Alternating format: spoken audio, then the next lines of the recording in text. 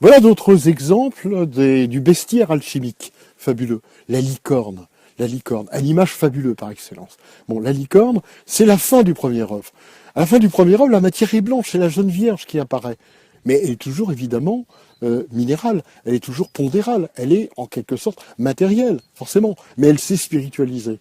Alors, pourquoi on sait que c'est la licorne? Mais tout simplement parce que la cabale des oiseaux, la vraie langue des oiseaux, révélée, nous donne la licorne, vient de Louquet. Louquet, c'est la lumière. Donc c'est bien la blancheur lumineuse de l'aube naissante, comme disaient les textes alchimiques. L'aube naissante. Voilà. Et alors, avec sa corne, son unicorne, c'est très important, parce que c'est l'élément viril, évidemment, qui est déterminant, bien sûr, dans la préparation de ce premier œuvre, qui apparaît d'ailleurs plus comme une ontogenèse, une parthénogenèse, que en réalité comme issue finalement d'une insémination normale avec un couple. En fait, la matière mâle, elle est non pas dynamique, elle n'est pas virile, mais en fait cette matière mâle, quelque part, elle est statique. C'est le métal qui va s'adjoindre en fait au sulfure minéral, c'est-à-dire au minerai, et qui nous permettra d'obtenir en fait notre étoile sacrée qui est l'étoile de Compostelle. C'est une chose. Maintenant, changeons d'animal. On prend le chat, par exemple. Le chat, c'est magnifique. Le chat, le loyal serviteur, le chat botté, hein, qui va servir le marquis de Baccarat. Hein, en réalité, de Carabas. Mais en fait, il est de Baccarat, parce qu'il est très pauvre. Vous voyez, encore une fois, la langue des oiseaux qui apparaît ici, systématiquement. Ce chat, en fait, il a des bottes.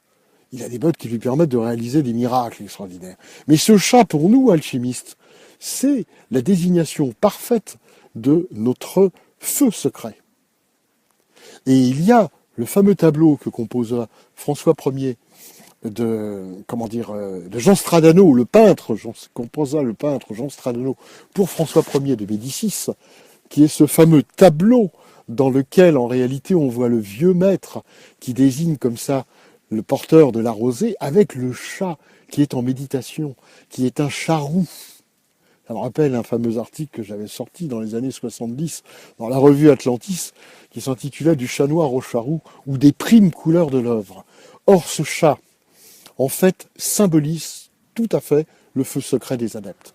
Et Fulcanelli indique dans le mystère des cathédrales, et si donc, frères, vous savez pourquoi les Égyptiens avaient divinisé le chat, vous n'aurez plus lieu de douter du sujet vulgaire, entendons donc la matière première, qui vous sera nettement connue, et la manière de la travailler. Parce que cette matière première est devenue matière prochaine, et que cette matière prochaine, en fait, elle a les vibrations du cosmos en elle.